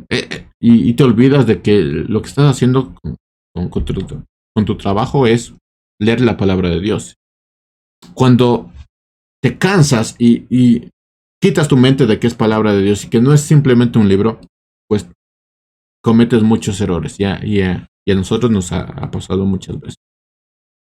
Lo digo porque puede pasar y algunos lo niegan, pero a nosotros no nos pasó, ¿no? A veces olvidamos que este libro transforma vidas, que va más allá de un simple libro, que va más allá de una simple exposición, sino que transforma vidas. Olvidamos completamente eso. Pero hay que recordar hoy día que la Biblia transforma vidas. Tercero, la Biblia es la palabra de Dios, es inspirada, es soplada por Dios, así que eso es maravilloso. Es como que Dios estuviera susurrando su misma palabra mientras tú estás leyendo ese maravilloso libro. Es Dios hablándote, es Dios de su boca pronunciando palabras. Y eso hablamos de la inerrancia de la Escritura, donde dice Pablo que toda la Escritura es inspirada por Dios, que es soplada, ¿sí? Es botada por Dios, es Dios susurrándote a tus oídos por medio de ese maravilloso libro. Como resultado, nosotros tenemos como Biblia un texto 100% humano, pero también 100% divino. Y alguien lo escribió, no es que simplemente apareció, alguien lo escribió, ¿sí? Pero es 100% divino también. ¿Por qué? Por su transformación. Cuando uno lo lee, se transforma completamente. Y por el contenido de la Biblia. Y la Biblia, su Biblia, es lo más preciado que uno puede tener en la casa. Porque es la misma palabra de Dios ahí. La Biblia es la historia de las promesas hechas y las promesas cumplidas de un Dios que no falta a su promesa. Eso es la Biblia. Son las promesas cumplidas. Lo cual es maravilloso. Mencionando un poquito. Quiero ir avanzando porque quiero hacer algo con ustedes en la media hora que falta de la clase. ¿Sí? Quiero ir avanzando. Pero es necesario entender todo esto. ¿Sí? Vamos a hacer también un pequeño ejercicio de lectura correcta de la Biblia. Espero que lo estén anotando, espero que lo estén visualizando, porque después vamos a hacer algunos ejemplos ya de manera práctica para una correcta lectura de la Biblia. El mensaje. ¿Cuál es el mensaje en el Antiguo Testamento? ¿Cuál es el mensaje central del Antiguo Testamento? Mientras mejor comprendas el Antiguo Testamento, mejor comprenderás la vida y obra del ministerio de Jesús. Este es el mensaje. Básicamente, ¿por qué leemos el Antiguo Testamento? Y uno dice, ¿por qué tengo que leer Crónicas? ¿Por qué tengo que leer los las generaciones. ¿Por qué tengo que leer eso? Mientras mejor comprendas el Antiguo Testamento, mejor vas a comprender la vida y obra del misterio de Jesús. Entonces, no sé si les encanta, si tienen un libro especial de la Biblia. Personalmente a mí me encanta Eclesiastés. Ahora que lo estoy leyendo con los jóvenes, lo estamos estudiando a profundidad con el Ministerio de Jóvenes en mi iglesia. Me encanta ese libro, es impresionante ese libro. Entonces, mientras mejor comprendas el Antiguo Testamento, mejor vas a comprender la vida y ministerio de y sus palabras también. Recuerden que él mencionó, por ejemplo, el tema del divorcio. Si tú no comprendes lo que estaba pasando en el Antiguo Testamento acerca del divorcio, tú no vas a entender lo que dijo Jesús en el Nuevo Testamento. Y por ende, tampoco vas a entender lo que dijo Pablo acerca del divorcio. Muchas veces tomamos lo que dijo Jesús acerca del divorcio y decimos, bueno, pues hay divorcio, ¿no? Entonces, si te fue infiel, entonces hay divorcio, porque eso es lo que dice la palabra de Dios, eso es lo que dijo Jesús, pero tienes que entender lo que decía el Antiguo Testamento para entender lo que dice Jesús acerca del divorcio, y tienes que entender el Antiguo Testamento, tienes que entender lo que dijo Jesús y tienes que entender lo que dijo Pablo para entender una idea, para tener una idea acerca del divorcio. Mientras más comprendas el Antiguo Testamento, mejor vas a comprender la vida y obra y ministerio de Jesús. También habla del matrimonio, o sea, ¿qué es el matrimonio en sí? Mientras más comprendas el Antiguo Testamento, más vas a entender el Nuevo Testamento. Ese es importante, ese es el mensaje del Antiguo Testamento. No solo te enfoques esto dice en el Nuevo Testamento, sin entender que es un libro completo, con una sola línea teológica. Entonces tendrías que leer todo el Antiguo Testamento para entender solamente un punto. Y eso es maravilloso porque te exige estudiar y estudiar y estudiar. Eso llamamos, pues, meternos en la palabra de Dios. Génesis 1:1 dice: Dios en el principio creó los cielos y la tierra estaba desordenada y vacía, las tinieblas cubrían la faz del abismo y el Espíritu de Dios se movía sobre las aguas, sobre la superficie de las aguas. Y dijo Dios que haya luz y hubo luz. ¿Qué quiere decir esto? Que cuando no había nada, por medio de Dios hubo. Y eso es maravilloso porque iba soplando, ¿no? Cuando no había nada, por medio de Dios hubo. Y eso tiene que ver mucho con el Nuevo Testamento porque uno dice, Señor, necesito sabiduría. Y el Señor soplándote y sabiduría. ¿No tienes sabiduría? Yo te doy sabiduría, lo que dice Santiago. Pídelo de lo alto. Donde no había nada, por medio de Dios hubo. Donde no había sanidad, por medio de Dios hubo sanidad. Eso lo vemos en el Nuevo Testamento, pero hay que entender esto desde el Nuevo Testamento. Solo el Génesis 1, del 1 al 3, ya vemos lo maravilloso que es cuando nosotros entendemos que es palabra de Dios. Sí, es palabra de Dios. Donde no hubo, por medio de Dios hubo. Entonces las promesas de Dios se cumplieron, se cumplen y se cumplirán. Donde no hubo nada, por medio de Dios hubo. Ese es el mensaje del Antiguo Testamento. Ese es el centro del Antiguo Testamento. Si quieren resumir el Antiguo Testamento, quédese con esta frase. Cuando no hubo nada, por medio de Dios hubo. Ese es el sentido del Antiguo Testamento.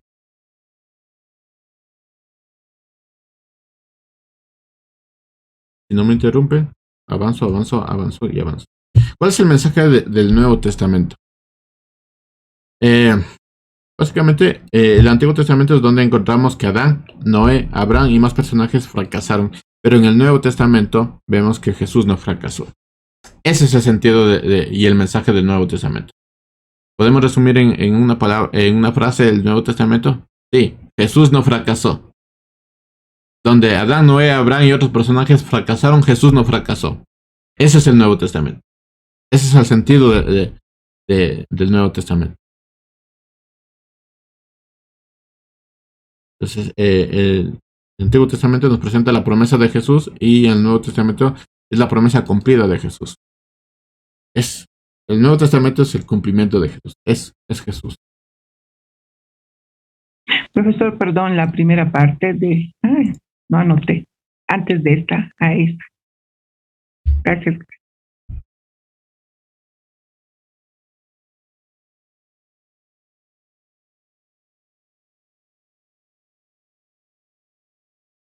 Gracias, profesor.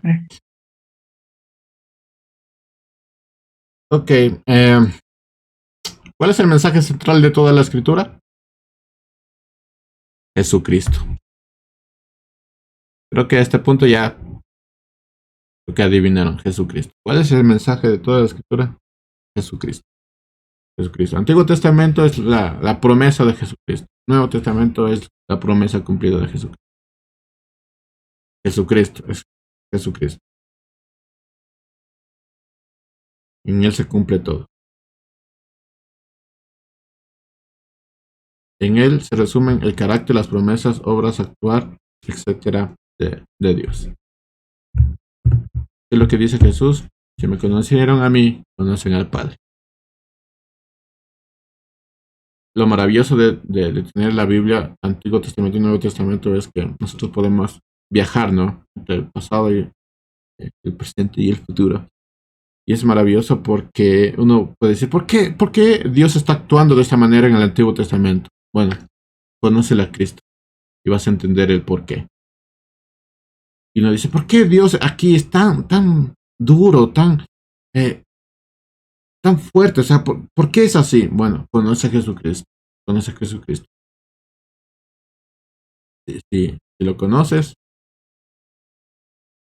vas a entender muy bien el porqué de las cosas. ¿Sí? Ok, quería hacer esto con ustedes. ¿Por qué es tan importante conocer todos estos detalles? Parece eh, son muchas cosas, ¿no? Son muchas cosas que aprender. ¿Por qué es tan importante todo, todo, todo esto? ¿Por qué? O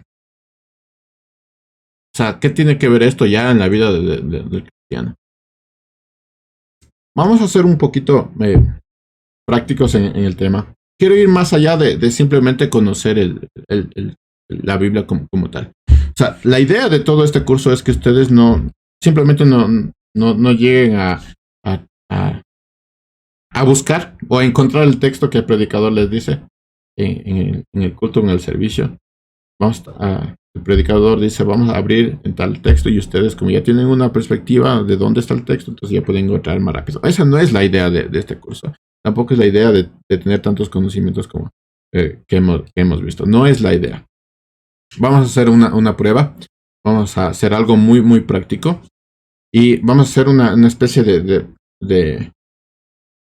práctica en cuanto a la lectura correcta de la escritura con todos estos detalles que hemos visto. Sí. Ah, hay un título que yo le puse a un devocional que estamos haciendo con mi iglesia y se llama ¿Cuáles son las etapas del cristiano? A ver, coge su Biblia, vamos a hacer algo práctico. Primera de Juan 2:13.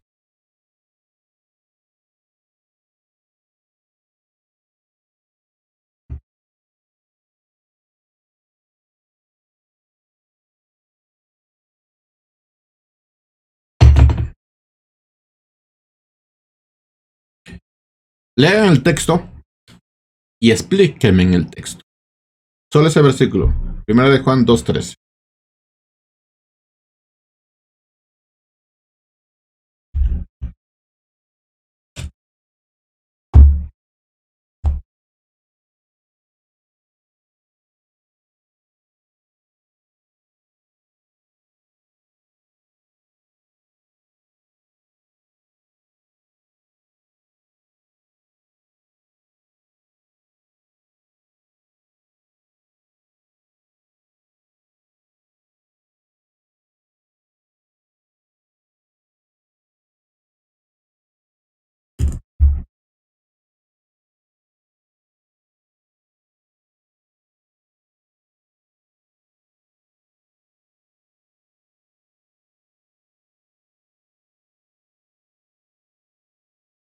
Sí, primera de Juan 2:13.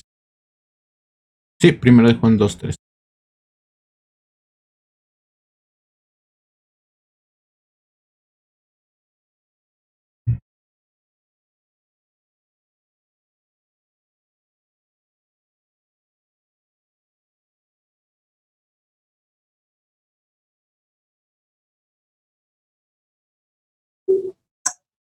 Bueno, podemos nosotros aquí leer, dice en Primera de Juan, capítulo 2, versículo 13, os escribo a vosotros padres porque conocéis al que es desde el principio. Yo os escribo a vosotros jóvenes porque habéis vencido al maligno. Os escribo a vosotros hijitos porque habéis conocido al Padre. Aquí entendemos, bueno, entiendo de mi parte que Dios habla a nuestras vidas, aconsejándonos el bien para nosotros en el caminar, porque con amor Dios nos ayuda a seguir sus caminos eternos y saber que tenemos una esperanza siempre en nuestro Señor Jesucristo, como usted nos explicó de que Jesucristo siempre es la revelación, tanto desde el principio hasta el final. Y estamos muy agradecidos a nuestro amado Dios por revelarnos su bendita palabra y así también poder cumplir, porque como humanos no es posible, pero con Dios es posible a través de su Santo Espíritu. Amén. Gracias, Pastor Gonzalo. A usted muchas gracias. ¿Alguien más que se atreva? Que el Señor me habló y yo quiero compartir con mis hermanos. ¿Qué les dice el texto?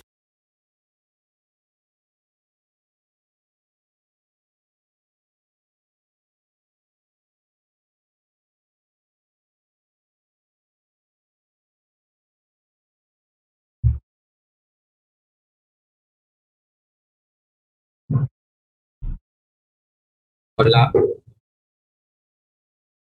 si me escuchan ahí, muy buenos días, hermanos. Sí, te escuchamos. Le habla Germán Castro en el versículo, en Primera de Juan, capítulo 2, versículo 13, está hablando el apóstol Juan a los ciudadanos a los hermanos que radican en Éfeso, a los cristianos, y le dice que escribo a vosotros padres porque conocéis al que es desde el principio. Os escribo a vosotros jóvenes porque os habéis vencido al maligno. Os escribo a vosotros hijitos porque habéis conocido al Padre. Él nos enseña, recomienda a los hermanos, empezando por el total, en el conglomerado de los cristianos ahí, indicando desde los padres y también a los jóvenes que están siguiendo el camino de Cristo. Es porque uno cuando sigue a Cristo o conoce a Dios es porque Dios lo ha levantado, lo ha sacado del mundo y por tanto uno se hace con el poder de Dios, uno ha vencido al maligno. Y de esta manera, dice al final, os escribo a vosotros hijitos porque habéis conocido al Padre, porque por Cristo llegamos a conocer al Dios creador, Padre Celestial. Eso es lo que la Escritura me está indicando, mis hermanos. Gracias. Muchas gracias, muchas gracias. Yo les hablaba de que en cuestión de la Biblia, cuando uno lee la Biblia hay que leerlo desde dos aspectos, del aspecto humano, pero también del aspecto espiritual. Y eso es muy, muy importante porque uno puede caer solamente en el aspecto espiritual y decir, bueno, está bien, ¿no? Sí, un aspecto espiritual. Pero se olvida completamente de que la Biblia también es un libro y hay que leerlo también como un libro, ¿sí? Hay pautas, cuando uno lee un libro no sé, de historias, o un libro cuando le mandan en la escuela, en el colegio, en la universidad, hay pautas, hay conocimiento tras ese libro. Hay que leerlo también desde ese aspecto, ¿sí? Entonces, siempre recuerden esto, que la Biblia es tanto un libro humano como un libro divino, y que hay pautas para leer la Biblia. Sí, recomendación, veas en el versículo 12, lo voy a mencionar, ¿sí? Entonces, con esa idea, nosotros podemos hacer una lectura mucho más profunda de la Escritura, mucho más profunda de la Escritura. entendiendo que como es un libro, entonces hay un idioma, hay personajes, hay un sentido, hay una sola línea, que es Cristo, ¿cierto? Hay un sentido. ¿Quién es Cristo? Todo lo que tenemos en la escritura. Con esa idea nosotros podemos sacar algo increíble, mis hermanos. Solamente de este versículo nosotros podemos sacar una predicación completa. Solamente de este versículo y una buena predicación. Una predicación muy, muy profunda. Si hacen devocionales, esto sería un devocional, pero muy, muy profundo de la escritura. Y esta es la idea de este curso, que ustedes puedan tener tal conocimiento que puedan escudriñar la palabra correctamente. Y al hacerlo correctamente, ustedes pueden profundizar en las verdades que tenemos. Si no, nos quedamos simplemente en la parte externa. Déjenme compartirles todo lo que salió de este versículo en un devocional que di, en un estudio que di. Entonces, esto lo llamé las etapas del cristiano. Juan nos está presentando las etapas del cristiano. Básicamente, ustedes van a saber esto, pero hay jóvenes que son viejos espiritualmente y hay viejos que son niños espiritualmente.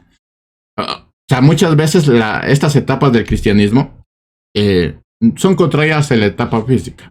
O sea, las etapas de la vida cristiana no se miden por los años que tú caminas con Cristo. ¿Qué quiere decir eso? Que por muchos años que tú estés caminando por Cristo, posiblemente todavía sigues siendo niño espiritual. Pablo lo decía, ¿no? Yo ya tengo que hablarles como gente adulta, pero les tengo que todavía dar alimento de niños. Eso es lo que decía Pablo. O sea, ustedes ya tienen que ser maestros, pero todavía siguen recibiendo alimento suave. Entonces tú puedes pasar muchísimos años en la iglesia, simplemente muchísimos años leyendo la Biblia, pero todavía sigue siendo un niño espiritual. Eso es lo que nos dice el texto. Ahora, vuelvo a repetir, yo conozco a personas que hace un año conocieron a Cristo y son verdaderos cristianos. Son como adultos, así como, wow, tiene una madurez espiritual increíble. Pero también encontramos a niños espirituales que tienen muchísimos años en el Evangelio y que no crecen y siguen ahí. Entonces, lo que está haciendo Juan es presentarnos las 3 etapas del cristianismo. De una manera didáctica, ¿no? No es que son así, ¿no? Pero lo está haciendo de una manera didáctica, como que fuera una clase. La clase que estamos dando aquí, Juan lo está dando, ¿sí? Y él lo manifiesta en 3 etapas. La primera etapa son los hijitos. Sí, vamos a leer un versículo antes. Dice 1 de Juan 2:12.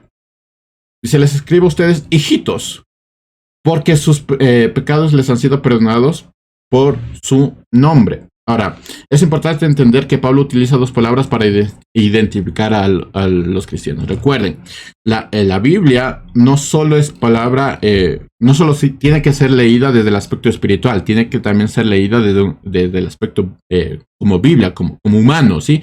Como texto, ¿sí? Entonces, lo que está utilizando Pablo son palabras para identificar a los cristianos. ¿Qué significa hijos? O sea, ¿son hijos? ¿Qué es hijos? O sea, ¿qué es lo que está diciendo Juan con hijos? En el verso 12, recuerden, los idiomas que vimos, que fue escrito el Nuevo Testamento en el griego, así que hay que irse a un diccionario griego para entender lo que realmente está diciendo Juan. Entonces, en el versículo 12 utiliza la palabra en griego eikion, ¿sí? Si lo quieren anotar, ahí arriba de lo que dice hijos, dice E-K-N-I-O-N, eikion. Es la palabra que se está utilizando para referirse a hijos. Entonces, esta palabra hijos del versículo 12 hace alusión a los verdaderos hijos de Dios. ¿Sí? A los cristianos, a los verdaderos hijos de Dios. Hijitos, o sea, ustedes, verdaderos hijos de Dios. Esto es lo que está diciendo Pablo, y lo está diciendo de manera cariñosa, pero son para ustedes los verdaderos hijos de Dios. Pero en el versículo 13, aunque utiliza la palabra también hijitos, utiliza el griego paidion, que es P-A-I-D-I-O-N. Paidion. O sea, son 2 palabras distintas, pero para nosotros en nuestra traducción es hijitos. Y si lo leemos completo, no nos va a parecer nada importante, pero Pablo está diciendo, a ustedes hijos de Dios les escribo esto porque les han sido perdonados sus pecados. Y después en el versículo 13 dice, utiliza otro término que es paidion, que significa bebés, niño o niña pequeña. No son ustedes los hijos de Dios. o sea, los verdaderos hijos de Dios, son recién nacidos, son como criaturitas, o sea, que recién están entrando en el cristianismo. No sé si me estoy explicando. Pero solo en esas dos palabras, y habiéndole desde el contexto, desde el idioma, ya tenemos un completo significado, o sea, un significado completamente distinto. A propósito, si nosotros no leemos la palabra de Dios desde esa perspectiva, por ejemplo, cuando Pablo se dice a sí mismo Padre, decimos, pues, debe haber padres espirituales, ¿no? Y llamamos a todo el mundo padre espiritual por aquí y por allá. Cuando Jesús dijo, no llaméis a nadie padre espiritual, solo hay uno, y eso es Dios. ¿Estamos diciendo que Pablo estaba en contra de eso? No, hay que entender el significado, el contexto y la palabra padre. ¿Podríamos llamar a una persona padre espiritual? No, porque Jesús dijo, no llaméis a nadie padre espiritual, solo hay uno, y ese es el Señor. O sea, si no leemos la Biblia en su contexto completo, entonces vamos a caer en esas pequeñas cositas que a veces son parte de la iglesia, pero son completamente antibíblicas, ¿no?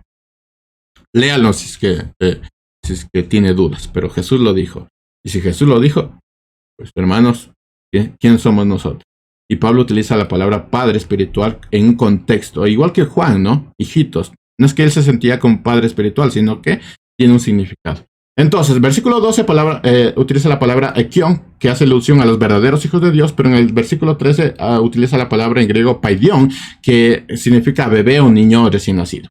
En esta etapa, o sea, la etapa de los hijos, de los recién nacidos, en esta etapa, es claro que hay un estado de inmadurez. ¿Sí? Juan lo dice, hay un estado de inmadurez, ignorancia de muchas cosas espirituales. O sea, como bebés, como recién nacidos, como niños espirituales que acaban de conocer a su padre, necesitan una guía o una orientación y sobre todo una protección. Estas personas que recién entran al cristianismo necesitan ser protegidos porque son pequeños. No importa cuántos años tengan, necesitan ser protegidos porque cualquier cosa que se les diga ya se les queda en la mente, ¿no? Y hay que tener mucho cuidado. Por ejemplo, esta idea de padre espiritual, y una persona recién nacida entra a la iglesia y todo el mundo empieza a decir que él es mi padre espiritual y por aquí y por allá. Pero la palabra no dice eso, y a esa persona chiquitita, recién nacida, se le queda eso. Y eso sigue y sigue y sigue y sigue y sigue. Y no tiene un conocimiento claro de la palabra de Dios. Entonces, ignoramos completamente lo que dice Jesús porque alguien en la iglesia dijo, tal persona es mi padre espiritual. No sé si me estoy haciendo entender, pero estos niños recién nacidos necesitan una protección, necesitan ser guiados de manera cuidadosa como un niño recién nacido que tenemos en la humanidad, ¿no es cierto?, en el mundo. O sea, esta etapa no debe ser confundida con los niños inmaduros, porque Pablo después está hablando en 1 Corintios 3:1 de niños inmaduros, que utiliza otro término. No tiene que ser confundida con ellos. Son recién nacidos, ¿sí? Recién están entrando en los caminos del Señor. No son inmaduros. Y, o sea, Pablo utiliza esto en 1 Corintios 3:1 con otra idea. De hecho, la palabra ahí que Pablo utiliza para niños es nepión. Es otra palabra completamente diferente. Es un cristiano inmaduro. Es aquel cristiano que está mucho tiempo en la iglesia que sigue cayendo en las mismas, ¿no? Pablo utiliza esta palabra de nepión, Nepios, nepión, que es un cristiano inmaduro. ¿Sí? Un niño así que se rabieta, así que no madura y que por muchos años está en el evangelio, eso no le permitió todavía crecer. Pero son distintas palabras que está utilizando. Ahora, esta es la primera etapa donde nosotros nos encontramos con las defensas bajas como cualquier niño. La ignorancia, la inmadurez espiritual nos hace muchas veces propensos a los ataques engañosos del enemigo. Además que somos movidos por el emocionalismo. Todo niño recién nacido se mueve por el emocionalismo. Así que entendiendo todo esto, uno puede entender lo que pasa con las personas recién nacidas en nuestras iglesias. Que se emocionan, ¿no? Han visto que se emocionan como, ¿qué van a hacer? ¿Una vigilia? Vamos, estemos en la vigilia. ¿De cuántas horas son la vigilia? De 2 días. 2 días sin comer, sin hacer nada. Y ahí están los recién nacidos motivados. O sea, es emocionalismo completo. O sea, y es porque están en esa etapa. O sea, pero también tienen la etapa de los deseos carnales. Todavía siguen cayendo en cosas que todavía no pueden. No son fuertes, pero siguen ahí porque están recién nacidos. Nosotros pasamos por eso, no sé si ustedes pasaron por eso, pero todo cristiano pasó por esto, yo también pasé por eso de vamos a estar ahí en la iglesia, no importa lo que digan los amistades, lo que diga el mundo, nosotros vamos a estar ahí, es emocionalismo puro, porque estamos en esa etapa. Les pongo un ejemplo, creer que el evangelio de la prosperidad, o sea, es bueno. Es parte del cristianismo inmaduro, o sea, de estos hermanos que no entienden muy bien el cristianismo. No es parte de lo que dice la palabra de Dios. Y eso hay que tener muchísimo cuidado porque son fábulas, ¿sí? Son ideas que alguien se inventó y como son recién nacidos se quedaron con esa idea. ¿Sí? Esa es la primera etapa que habla Juan. La segunda etapa que encontramos aquí es la etapa de los jóvenes. Dice versículo 13, la parte B, les escribo a ustedes jóvenes porque han vencido al maligno. O sea, está dando una característica de esta etapa de juventud. Es una forma didáctica de enseñar. No es que es así, sino que es una forma didáctica de enseñar. Ustedes han vencido al maligno. Y el versículo 14, la parte B también dice, les escribo a ustedes jóvenes porque son fuertes. Y la palabra de Dios permanece en ustedes y han vencido al maligno. Una de las características principales de los jóvenes espirituales es que son fuertes, son muy, muy fuertes en cuanto a la resistencia de la tentación. No tiene nada que ver con la edad, tiene que ver con su etapa en el cristianismo, ¿sí? Son muy fuertes en resistencia de la tentación y altamente preparados en cuanto a la palabra de Dios en la sana doctrina. Y ahí ves a personas que les encanta estudiar, que dicen, va a haber un curso, me voy a meter en ese curso, quiero saber de la palabra de Dios y están ahí comprometidos, quieren saber de lo que se trata de Dios en cuanto a la sana doctrina, quieren prepararse. Ellos son jóvenes espirituales, ¿sí? Ellos son fuertes en cuanto a la resistencia de la tentación y están altamente preparados en cuanto a la palabra de Dios, ¿sí? Se preparan. Podemos tener jóvenes espirituales de 80 años en la iglesia y que están ahí preparándose. O niños, ¿no? Que a niños les encanta estar ahí en la escuela bíblica, en la escuela dominical. Ahí, sí, al lado del maestro incluso, son jóvenes espirituales, están en esa etapa, ya no son niños recién nacidos, ahora ya se quieren preparar.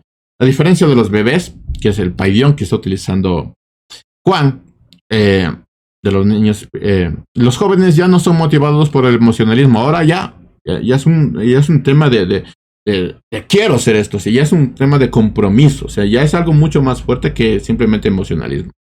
Ya su guía ya no es provocado por el emocionalismo, sino por frutos, ¿no? Ya tienen frutos del espíritu, ya hay un cambio en ellos. Tal y como pasó con Timoteo.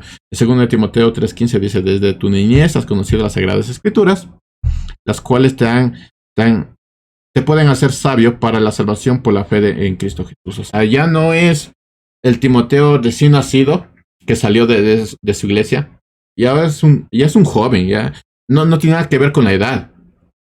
Ya es un joven que quiere saber de las escrituras, que está comprometido en las escrituras. Los jóvenes espirituales permanecen en la Biblia, comen Biblia, respiran Biblia, meditan Biblia, aplican Biblia y sobre todo en ella y solo en ella encuentran la delicia. Ellos son los jóvenes espirituales. Permanecer en la palabra. Ellos son muy fuertes porque están como respirando. ¿Qué dice la palabra? Y están hurgando. Y tengo este pensamiento. Entonces van y buscan en la palabra de Dios. O sea, esos son los jóvenes espirituales. El fuerte y gran valor que les da la palabra de Dios les caracteriza como jóvenes espirituales. Y la tercera etapa, lo quiero decir súper rápido, la etapa de los padres. Como método pedagógico está utilizando Juan. No como nombre o como título, ¿sí? Como método pedagógico. Si no, imagínense nosotros entrar a la iglesia y que te digan, tú eres un niño espiritual. Hermano, un niño espiritual. O sea, y después a otros que ya están un poquito más crecidos, jóvenes espirituales. No es así, son como nombres de manera pedagógica. Porque es un libro, ¿recuerdan? Es un libro la Biblia. Está utilizando de manera pedagógica estos términos. Versículo 13, les escribo a ustedes padres porque han conocido al que es desde el principio. O sea, ya conocieron, ya entendieron al que es del principio. Esta palabra padre se utiliza para aquellos cristianos que ya no son fluctuantes en la palabra de Dios, que no son solo firmes en la palabra de Dios, sino que ahora ya tienen una relación con Dios. Y ahora ya fructifican en Dios. Son aquellos hermanos que ya pasaron su etapa de niñez, pasaron su etapa de juventud, que ya no solo es preparación, ahora quieren enseñar, quieren impartir la palabra de Dios. No por un tema de emocionalismo, sino por un tema ya de tengo que hacerlo porque el Señor hizo algo maravilloso conmigo y yo tengo que hacer eso con otras personas. Estas personas ya han adquirido un conocimiento de Dios, conocimiento que viene de lo alto, no solamente de la parte humana, sino ya de lo alto. Que su relación con Dios ya es plena, o sea, que es muy rica, es sustanciosa, es deliciosa la relación que tienen con Dios. Y ahí están, ¿no? Firmes, aunque tengan 80 años, ahí están firmes. Son esos viejitos de antes que estaban media hora antes de que empezara el culto. Están ahí, en primera fila. Son esas personas, esos cristianos maduros en la fe. Entonces, al conocer con mayor profundidad, porque ya pasaron su niñez, ya pasaron su juventud, no solo tienen una relación con los hermanos, sino también tienen una relación muy, muy fuerte con la Escritura. La Escritura ya no solo es el libro, este libro que dices, no, es un libro. No, ya es tu vida este librito, ¿no? Ya es tu deleite este librito. Entonces, esas son las características que Juan nos presenta en ese simple versículo. Son las 3 etapas del cristianismo, o podríamos decir las 3 etapas del cristianismo, de manera pedagógica. No es que podemos llamar a alguien niño espiritual, joven espiritual, ni padre espiritual, sino lo está utilizando de manera pedagógica. Hay que leerlo desde la parte espiritual, pero también de la parte bíblica, si no nos vamos a confundir completamente. Entonces, ¿a qué quiero llegar con todo esto? Con este simple ejercicio. ¿Tienen alguna pregunta antes de concluir todo esto? Me hice entender el propósito de ver la Biblia en su contexto más amplio. ¿Notan alguna diferencia cuando uno interpreta la palabra de Dios, cuando ve desde su aspecto más amplio? Bueno, Pastor Gonzalo, gracias a Dios por esta introducción bíblica práctica, porque es importante para nosotros que predicamos la palabra de Dios sea más concreto, ¿no? Porque recuerde que cuando uno va a hablar a una persona, siempre quiere lo principal, ¿sí? O sea, me explico que a veces por hablar mucho, como que lo que es importante, ¿no? Ser muy prácticos. Y muchas gracias por esta iniciativa que nos ayuda mucho.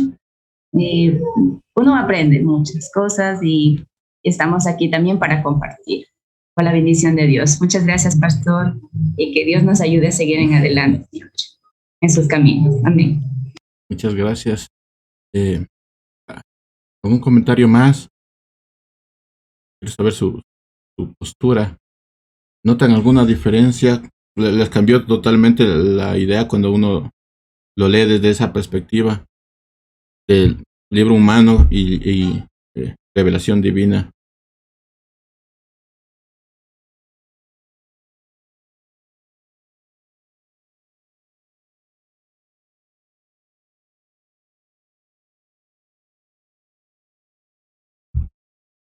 Bueno, o sea, ¿por qué es importante conocer todo esto, lo que vimos como tedioso, así como conceptos y tal, conceptos? Porque tiene que haber un cambio en la mentalidad en cuanto a la Biblia, ¿no? O sea, tiene que haber algo en nuestra mente que cambie al conocer todo esto. Y se aplica en estos temas. Si alguien quiere hablar, me interrumpe nomás. Tiene que haber un cambio, ¿sí? Y si ven, solo ese texto, solo el versículo 13, leerlo desde una manera ya más general, pues te da, pues, hermanos, un increíble mensaje. Y eso se vuelve práctico también en tu vida, porque tú ya vas a saber cómo tratar a los cristianos. ¿Qué tienes que hacer con ellos? Y puedes identificar, él está en tal etapa. Entonces ya no te enojas con tal persona porque hace sus berrinches, ya no te enojas porque sigue cayendo en lo mismo. Tú sabes que es un niño, o sea, tú sabes que es un niño. y puedes diferenciar, es un niño recién nacido, o es un maduro, como dice Pablo, o ya es un verdadero hijo de Dios. Entonces tú ya tienes una idea de cómo tratar a esa persona, cómo transmitir la palabra de Dios a esa persona. Pero también lo interesante de esto es que tú también te puedes decir, yo estoy en esta etapa. Sí, yo estoy en esta etapa. Y con todo esto, la idea aquí no es que se queden en esa etapa, sino que sigan a la siguiente etapa. Si siguen todavía cayendo en lo mismo, siguen por emocionalismo cayendo en lo mismo, entonces no se queden ahí, están bien, pero sigan a la siguiente etapa. Si son jóvenes, se están preparando, sigan a la siguiente etapa, produzcan frutos, impartan la palabra de Dios correctamente, o sea, sigan a la siguiente etapa hasta llegar a la estatura de Cristo. Todo es Cristo, la palabra te tiene que llevar a Cristo. Al final todo nos tiene que llevar a Cristo. Pero una simple mirada desde esa perspectiva más amplia te da un correcto entendimiento de la palabra de Dios y te profundiza en lo que realmente está diciendo. Si no, simplemente rascamos lo que está por encima y decimos, esto dijo, pero no profundizamos en lo que realmente quiere decirnos la palabra de Dios.